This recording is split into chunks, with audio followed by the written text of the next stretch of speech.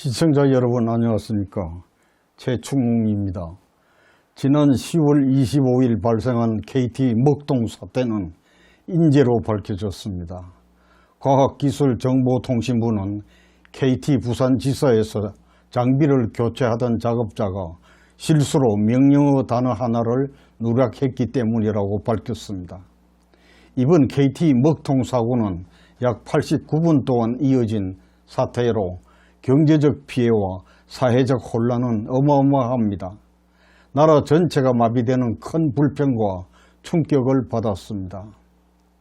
이 때문에 주식과 금융 거래도 막히고 비대면 수업이 중단된 학교만 7,700곳이 넘었습니다. 전국 상점의 결제도 중단되었습니다.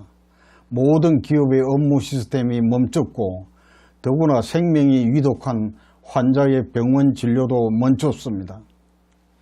온라인 국제바둑대회까지 취소됐습니다. QR코드 작동이 멈춰 식당이나 매장의 방역 시스템도 무너졌습니다. 전국에서 동시에 발생한 초유의 먹통 사태로 모든 업무가 마비돼 나라 전체가 재난에 빠졌습니다. KT 가입자는 결합상품을 포함해서 모두 4,900만 명 고객이 엄청난 피해를 입었습니다. 국가기관 통신망 사업자로서 믿을 수 없는 사태였습니다. 정보기술 IT 강국이라는 대한민국 위상에 먹칠을 한 부끄러운 사고입니다. 이번 사태는 단순한 통신 서비스 장애를 넘어서 국민의 일상이 멈춘 것입니다. 사실상 국가가 멈춘 것이나 마찬가지입니다. 만약 적의 공격으로 인한 전국적 통신망 장애 사태를 상상만 해도 끔찍한 사건입니다.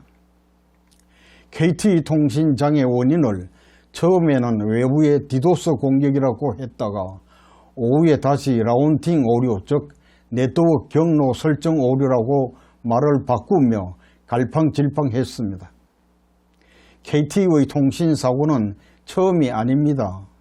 2018년 11월 24일 KT 아현지사 통신구 화재사고 이후 3년 만에 발생한 사고입니다.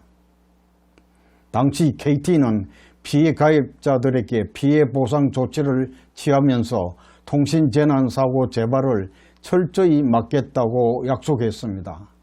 하지만 불과 3년 만에 대형 사고가 반복된 것은 그 약속을 안 지킨 것입니다. 결국 소 잃고도 외양권을 못 고쳐 스스로 불신만 키운 것입니다. 정보통신망은 사람 인처에 비유하면 대동맥 혈관과 같은 것입니다. 인터넷 단절은 국가의 대동맥이 막힌 현상이나 다를 바 없습니다. 외부의 공격을 받지 않았는데도 사람의 아주 작은 실수가 전국의 통신망이 불통되는 사태로 이어진다면 심각한 문제가 아닐 수 없습니다. 우리나라는 세계 최고 수준의 디지털 인터넷 강국입니다. 국가통신망은 디지털 안보의 핵심 요소입니다. 더욱이 KT는 제1국가기관 통신망으로 국가기관, 기업, 학교 그리고 군사안보까지 주요 공공통신망이 모두 의존하고 있습니다. 정보기술 IT로 모두 연결된 사회에서 통신망의 마비는 나라의 건강이 마비되는 바로 재앙입니다. KT는 사태 초기에 디도스 공격이라며 섣불리 원인을 밖으로 돌렸습니다. 이유를 막론하고 국가기관 통신망 관리를 소홀히 한 책임을 면할 수 없습니다. 지난 1일 통신망 사고에 대한 보상안을 발표했지만 소비자들의 불만이 거셉니다. 자영업자들은 보상안이 피해 정도에 비해 크게 미흡하다며 반발하고 있습니다. 개인별로 피해 규모와 유형이 제각각인데 일괄적으로 보상 기준을 적용하는 것도 불합리하다는 것입니다. 약관상 보상 의무는 고객이 하루 연속 3시간, 1개월 누적 6시간 이상 장애를 겪어야 보상하는 것으로 규정되어 있지만 평일 낮에 발생한 이번 사고는 전국적 피해 규모가 큰 만큼 약관 자체가 현실에 맞지 않습니다.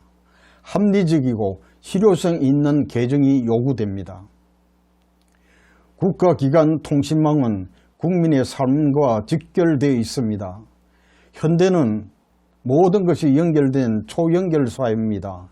글로벌 경제와 4차 산업혁명의 요체도 온 오프라인을 잇는 초연결성으로 구성되어 있습니다.